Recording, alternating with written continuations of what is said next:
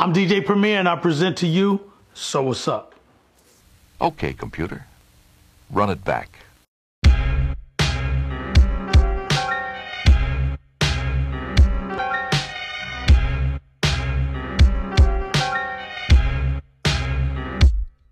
So what's up?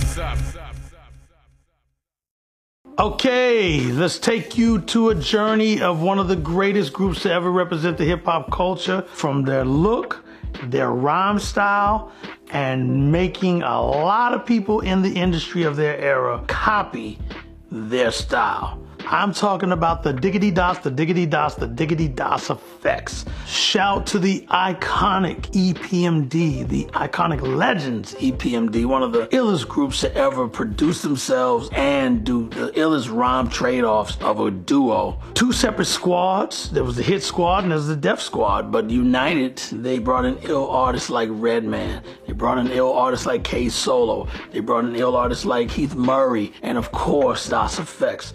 Now, when their first album came out, it completely just was a frenzy of everybody bumping that album. It was almost like a Raekwon Purple tape. You couldn't take it out the tape deck. As they elevated, the second album got a little friction, and I'll even say I was a little guilty of it because so many people were copying their style of rhyme with the Diggity style. Boogity boom, I went from 2G to Stussy to Figgity Flam, a good beat to shout out to Yibbity Yabba Dabba Hoochie Coochie. Their Straight Up Suicide album just had less diggity in it, even though they were still really fresh with the pen, still one of the dopest artists in performing live and on wax and cassette and CD, no digital yet.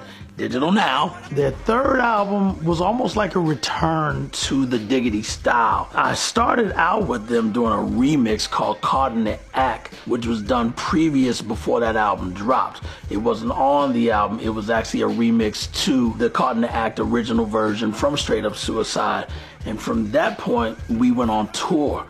EPMD put us on two different tours. In 1990, it was Gangstar, DJ Quick, Chubb Rock, Father MC, even a brand new budding Mary J. Blige was singing backup for Father MC with I Do For You, and EPMD as a headliner. In 1993, they did the Business Never Personal tour, and on that tour, the only opening act outside of their squad was Gangstar. So we opened up for them. It was K Solo as the opener, Redman, Gangstar, and EPMD headlining again. Once we came back from that tour, everybody went on hiatus, including Gangstar. Fast forward to 1995, which was a super era of a lot of good hip hop coming out from all of us, and everybody that was in competition with us, everybody was solid with their albums. Great year, 1995. During that time, I get a call from them that they're about to do a new album, which was called Hold It Down. They came by the house. I had a condo at the time that I just moved to in 93, but I was looking to move. And right before I started to pack up all my stuff to move to a new place I had just bought, they said, hey, can we just come to your house and work? I don't work out of the house. I like to go to the studio almost like a job so that I don't just lay around the house and just sit around playing with the TV and watching stuff. I have to get up, get dressed, go to work. And that's just been what works for me. So since that's the best way for me, I'd rather you not come to my crib. Plus, I don't want everybody knowing where I live anyway. So, with that said, we were cool enough from the touring times that we had, so I said, you know what, come by the pad. They come by, we sit in this small little room where I had a whole bunch of records and whatnot. The sample is a very well-known sample that a lot of DJs and producers are familiar with, just in our upcoming being DJs and digging for breaks. So I didn't really want to do anything simple, but they were like, look, when we come back out, we really need a strong single that brings the vibe of us just going back to our style, the way we used to do it, but also kind of a noticeable, familiar beat. So I said, all right, let's cook this one up and see where it takes us. And they said, okay, we'll record it. And when we record it, we'll see if it's the vibe.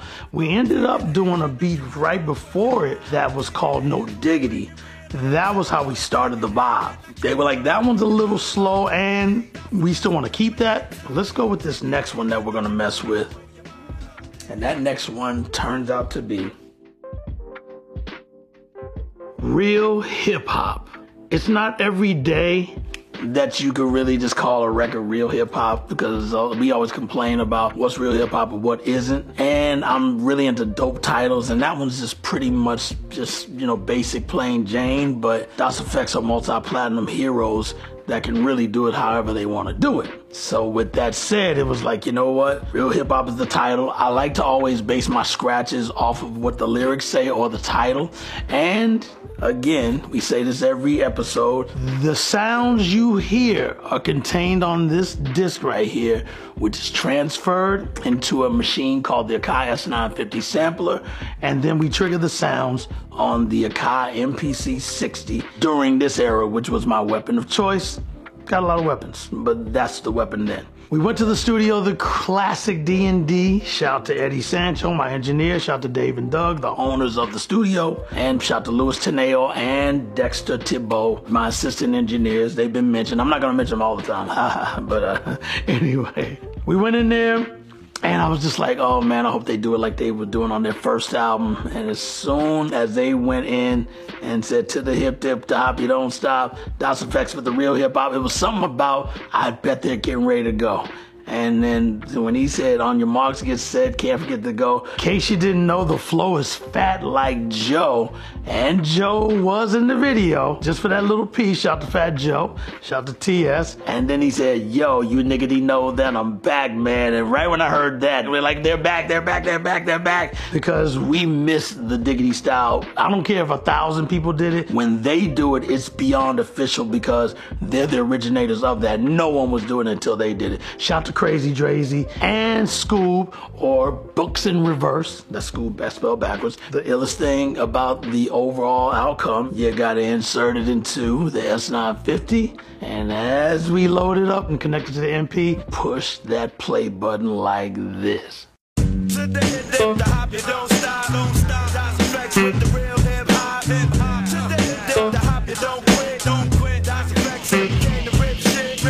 When that record was released, every DJ was playing it. It was one of the joints of the summer. The whole Rough Riders thing that was going on with everybody riding bikes and doing the endos where the bike goes forward and riding, you know, the wheelies up and all that. That was a new thing with the Rough Riders, you know, as far as bringing that out to the hip hop culture and it being everywhere. But it was dope because it was a lot of that going on in the video for Das EFX, which made it look so dope for that era of the summer. They were back in action, man, and it was a great album. A lot of people on there on production, me, P-Rock, KRS-One was on the album. It was just a good welcome back to just doing what they do. Even the back cover was dope. And everybody's camouflaged out in the army gear, which is a real big staple of hip hop, especially on the East Coast. And there you have it. To have another single outside of Gangstar that I produced was always an honor. I got the first single on that, and before you know it, Real Hip Hop is now considered one of the classic jams that I even play at my gigs and pops off when you play it in the club. So for me to have club bangers, which is very rare because mine's more street oriented, this is one that was a club banger that popped off instantly. And I got to give thanks to Das EFX and the whole EPMD, the Hit Squads and Def Squad families combined, Redman, K Solo, and you know, Keith Murray and so forth. And definitely salute this thing right here, the floppy disk.